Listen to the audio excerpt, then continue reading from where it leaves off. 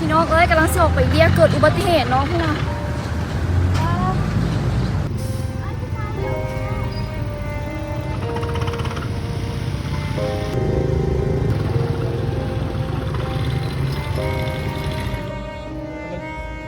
สายมันเปิดออกสบายดีพ่อแม่พี่น้องทางฝั่งลาวฝั่งไทยแล้วก็อยู่ต่างประเทศเด้อเมื่อนี้เขาก็จะมาล้มกันเนาะแล้วก็มาเล่าเหตุการณ์ที่เกิดขึ้นที่เรื่องอุบัติเหตุที่เกิดขึ้นใหม่ๆมาเนี่ยเว้ามาแล้วยังใจสั่นใจเซนอยู่แล้วก็ต้องขอขอบคุณขอขอบใจทุกคนหลายๆเนาะที่ว่าคอมเมนต์เป็นกำลังใจแล้วก็ให้กำลังใจน้องเนาะคือตอนนั้นหันเป็นช่วงเวลาประมาณตอนสวยประมาณ 12 โมงครึ่งนี่แหละน้องก็ออกจากบ้านไปเนาะ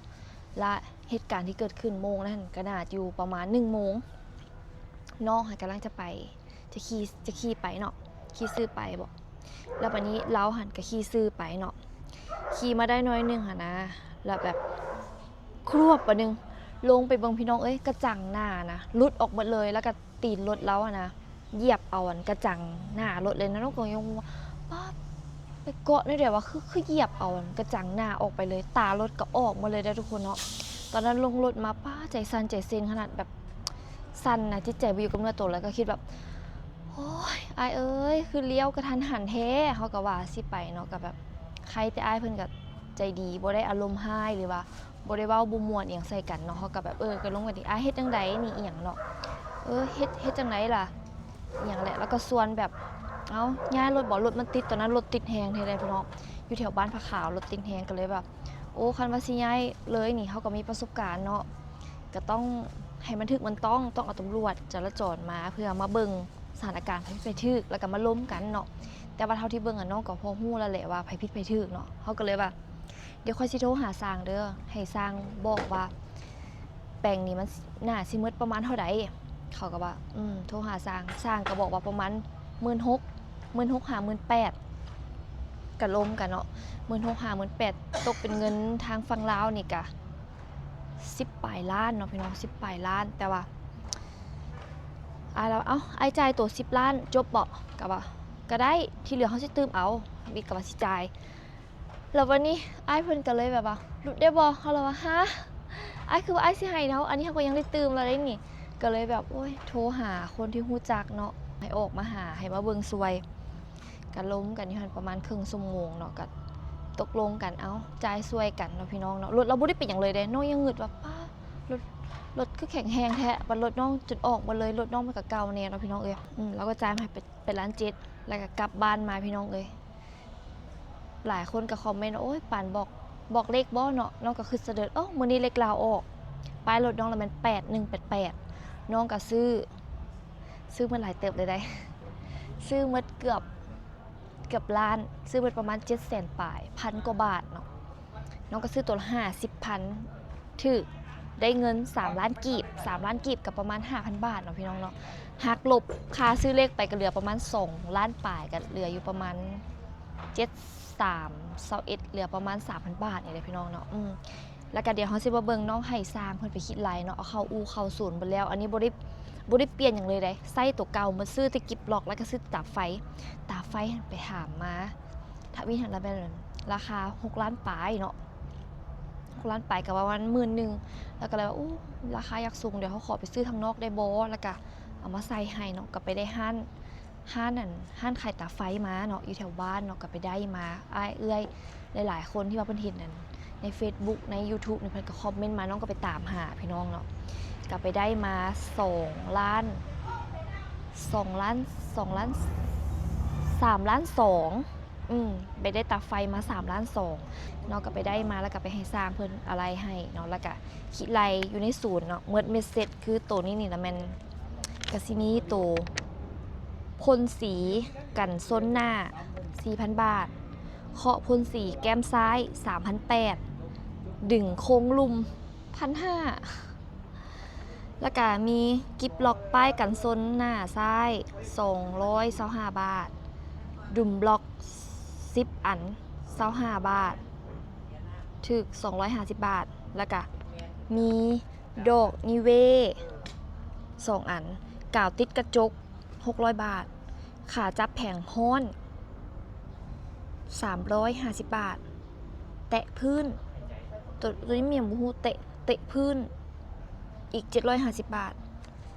ตัวนี้หันทั้งเมิดเม็ดเซตประมาณ 11,475 บาทบุรวมตาไฟที่เขาไปซื้อแยกเนาะแล้วก็ไปซื้อตาไฟอีก3เดี๋ยวต้องไล่เลยนะ3 ล้าน 2 3 ล้าน 2หาร690นะพี่น้องเนาะกับประมาณ 4,600 เกือบ 5,000 บวก 11,475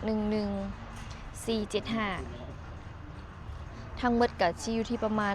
16,000 ป่ายเนาะพี่น้องเนาะเป็นเงินบ้านน้องกับประมาณ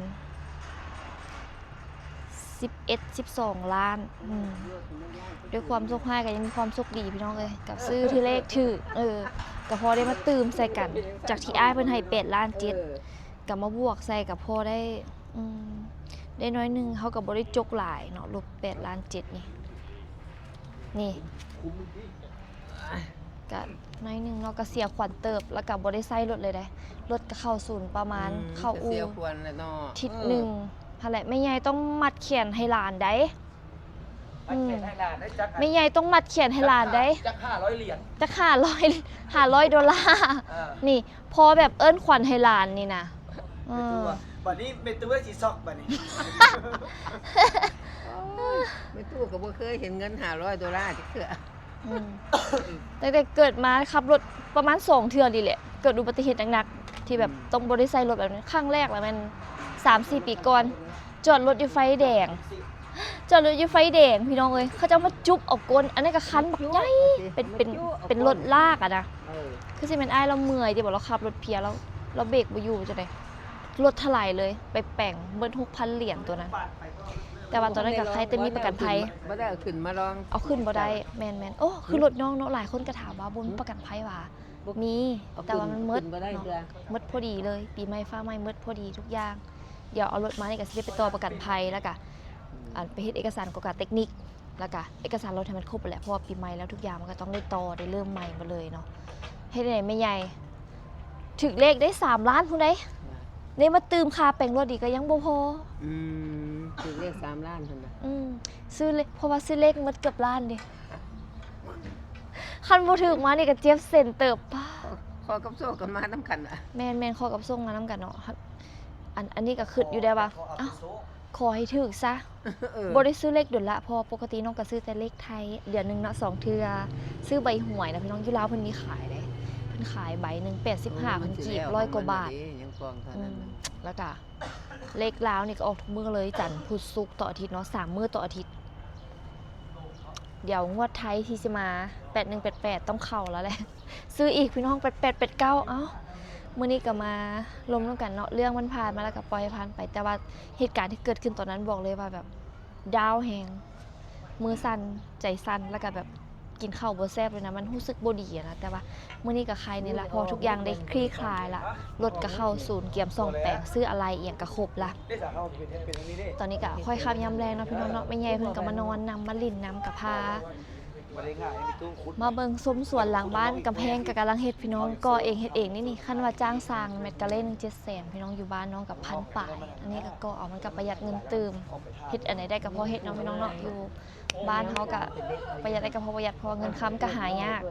แล้วก็ขอบคุณทุกคนเด้อที่ส่งกำลังใจให้คอมเมนต์ให้แล้วก็แนะนำเนาะก็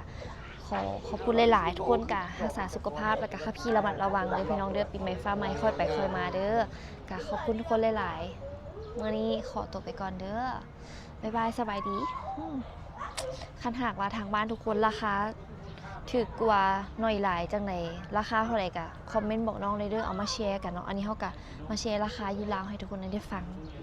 บ๊ายบาย